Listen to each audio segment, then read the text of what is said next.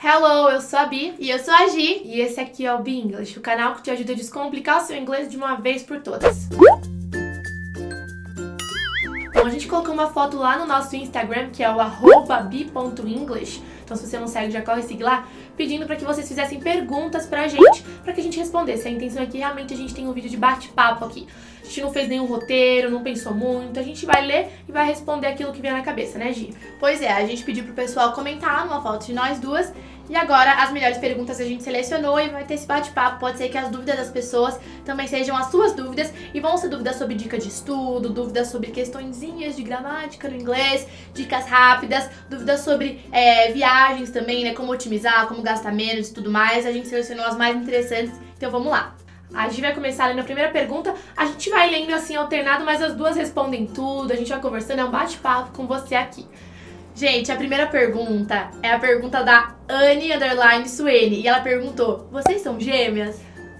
Sim, nós somos gêmeas. A gente não tem certeza se nós somos bivitelinas ou univitelinas. A gente acha que nós somos univitelinas, mas o médico diz que somos bivitelinas. Na verdade, o médico não, nossa mãe disse. Só que a gente acha muito complicado porque nosso tipo sanguíneo é o mesmo. A gente tem os traços do rosto muito parecidos. O meu rosto abre o celular da Bianca, a leitura de rosto, sabe? É A incrível. nossa grande diferença mesmo é o cabelo, que o meu eu dei uma clareada, mas em traços de rosto a gente tem bem igualzinho, então a gente tem dificuldade de achar que a gente não é univitelina.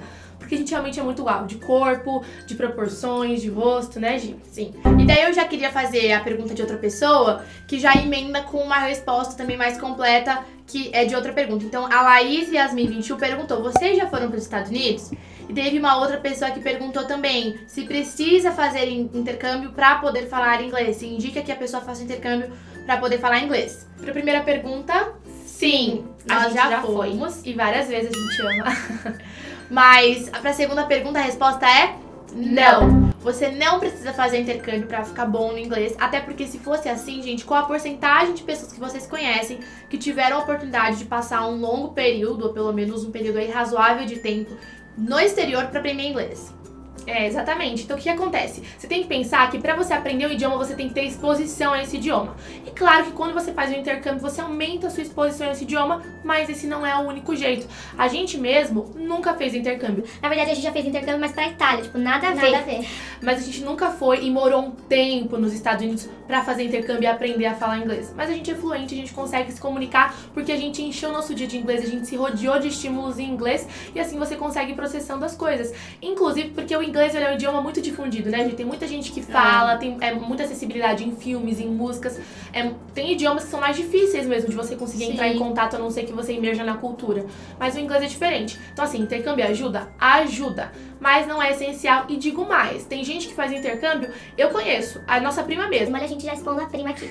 Ela foi fazer um intercâmbio e ela voltou do mesmo jeito que ela foi. Por quê? Porque falou com um brasileiro, não se dedicou demais, só curtiu a viagem. Então, assim, não se desenvolveu muito. Então, não se prenda tanto. Ainda mais porque a gente costuma dizer que quem quer aproveitar mesmo o intercâmbio pra dar aquele upgrade, pra dar aquele up no inglês, precisa ir com uma base legal. Porque você sair zerado ou quase zerado pra ir pra uma cultura que você vai ter que se virar, vai ser muito mais difícil você pegar o início das coisas. Se você já vai com uma base, você pegar essa base sólida e construir um prédio gigantesco de inglês em cima dela, vai ser muito mais fácil, muito mais produtivo. Beleza? Próxima pergunta. Vamos lá, eu vou ler uma daqui. Deixa eu ver meus prints. Ó, a Rayane Porto Underline falou, né? Não perguntou junto, né? Consigo entender perfeitamente quando falam comigo, mas na hora de responder eu travo. Parece que as palavras fogem. Alguma dica? Bom, Rayane, a primeira coisa eu quero te dizer que você não é a única. Muitas pessoas têm esse problema, né? De conseguir entender, mas na hora de falar, travar. Mas eu tenho uma boa notícia. Se você consegue entender, significa que você conhece do inglês, você conhece as estruturas, você consegue realmente distinguir o que os sons que as pessoas que falam inglês emitem querem dizer. Então isso já é um ótimo avanço, já é um ótimo primeiro passo. Agora, pra você destravar sua fala, não tem outro jeito. Qual que é o jeito de destravar a fala? Falando. Tem que falar. Geralmente as pessoas não falam porque elas têm vergonha de errar, porque elas têm insegurança, mas assim, não tenha vergonha de errar. Errando que se aprende. Eu gosto bastante de uma técnica que se chama shadowing. Shadow em inglês é sombra, né? Você se assombra de alguém e eu vou deixar linkado aqui embaixo na descrição um vídeo aqui no YouTube que eu explico sobre isso. Então, se você quiser saber mais, é um jeito que você consegue usar para treinar o seu listening e a sua fala, o seu speaking, sem depender de ninguém. Claro que se você tiver alguém pra conversar com você, pra te ajudar, também é legal. Lógico. Mas se você não tiver, é um recurso que você já pode usar. Mas a minha dica é fale, RR. Até porque a gente costuma dizer que é lógico que é legal ter alguém pra conversar, pra treinar, mas você não pode depender somente dos momentos que você vai ter alguém pra treinar. É importante que você também tenha momentos que você vai estar sozinho lá treinando e melhorando, beleza? Bom, a próxima pergunta, mais de uma pessoa perguntou. Deixa eu ver aqui se eu acho os arrobas. Eu acho que eu não salvei os arrobas. Depois eu coloco aqui embaixo no vídeo bonitinho os arrobas das pessoas.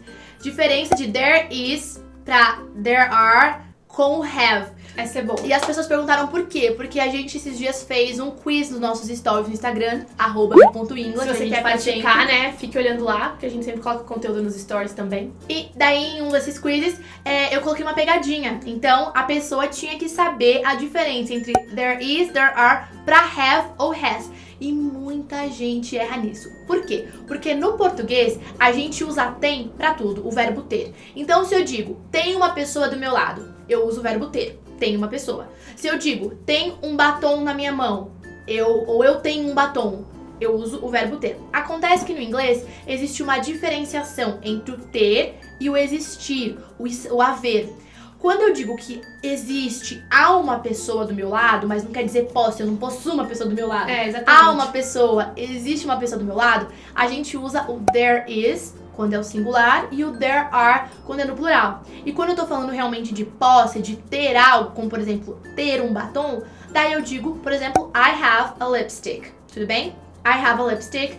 I have a cell phone. Daí eu uso o verbo have. E se eu estiver falando pra he, she ou it, daí eu uso has. Por exemplo, she has a sister. Yes, I do. Uma ilustração aqui que pode te ajudar a pensar é se você olha ali na rua e tem um carro que você acha lindo, você pode falar there is a car over there. Então tem um carro ali, there is a car over there. Mas o carro não é seu. Agora, se você tem um carro, se você trabalhou, batalhou, ou se você ganhou um carro, você pode falar I have a car. I have a car. Vamos para a última pergunta então, Bi, você separou aí. Porque senão fica muito longo o vídeo, mas espero que já esteja ajudando algumas pessoas aí. Vamos ver aqui. Na verdade podem ser duas, porque uma é rapidinho, só pra responder uma dúvida do jmm.neto. Nunca aprendi a pronunciar TH, como por exemplo em earth. Já tive professora americana na faculdade e nunca consegui. Poderiam dar uma dica? Então, o que acontece? Esse TH geralmente tem um sonzinho de um F no topo da língua. Então, earth, earth. É um jeito que você pode pensar, earth, tá bom? Então, ó, eu coloco uma língua presa no meu F, que é o sonzinho desse TH. E pra essa palavra... Como que é, Bi? Faz de novo. Earth, Earth. earth, tá bom? É um Fzinho com a língua presa assim, então earth, tá vendo? Então é o jeito que você pode pronunciar essa palavra que é terra, né? Terra do planeta Terra. Então essa foi rápida. E a última aqui que a gente separou pra não ficar muito comprido é o do Tony _ Sandro. Posso aprender simultaneamente a falar tanto no sotaque britânico quanto no americano? Falo isso porque tô cursando inglês presencial que foca no sotaque americano. Em paralelo, estou gostando de um material que comprei que foca no sotaque britânico. É possível aprender os dois sem ficar ruim? Primeira coisa que eu tenho que te dizer, quantos sotaques a gente tem no Brasil? Você que mora em São Paulo tem o mesmo sotaque de quem mora talvez em Curitiba, ou de quem mora em Fortaleza, ou de quem mora em Brasília? Provavelmente não. A gente tem diferentes sotaques, não só de um país para o outro, mas dentro de um mesmo país. Pois é. No caso do Brasil, a gente tem diferentes sotaques dentro do Brasil e uma diferença do sotaque do português brasileiro para o português de Portugal. Do mesmo jeito, a gente tem dentro dos Estados Unidos, dependendo da região que você tá, uma variação gigantesca de sotaques, e você tem a variação também pro sotaque da galera lá no Reino Unido.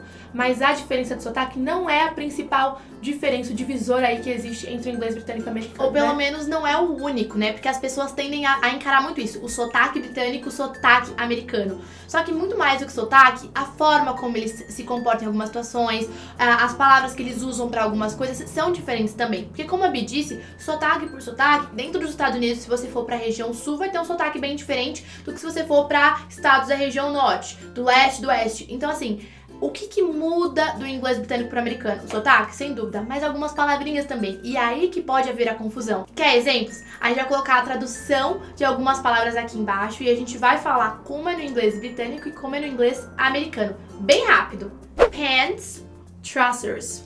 Eraser, rubber. Elevator, lift. Viu só? Então se você tá em dúvida, não tem problema não estimular. aí recursos americanos com recursos britânicos, mistura tudo, até porque você não tem que ter um sotaque só americano ou só britânico. Fala pela gente, né, Gi? A gente majoritariamente tem um sotaque bem americano. Mas tem umas palavras sim, que a gente fala com sotaque britânico e tá tudo certo. Inclusive, a gente pode fazer um vídeo só falando sobre diferenças de inglês britânico e inglês americano. Se Boa você ideia. quer um vídeo assim, deixa comentário aqui embaixo falando o que você quer, pede esse vídeo, coloca hashtag britânico versus americano Pra gente entender que você quer esse vídeo. e a gente grava. A gente espera que você tenha gostado muito, é legal ter esse bate-papo, a gente se conhecer um pouco melhor. Se você tem vontade de fazer mais perguntas, sempre comenta nas fotos, nos posts lá do Insta ou aqui embaixo mesmo, aqui no YouTube, pra gente saber o que você quer saber mais sobre inglês, sobre cultura americana ou simplesmente pra ter um papo com a gente. E a gente se vê na próxima dica. See you! See you, bye bye!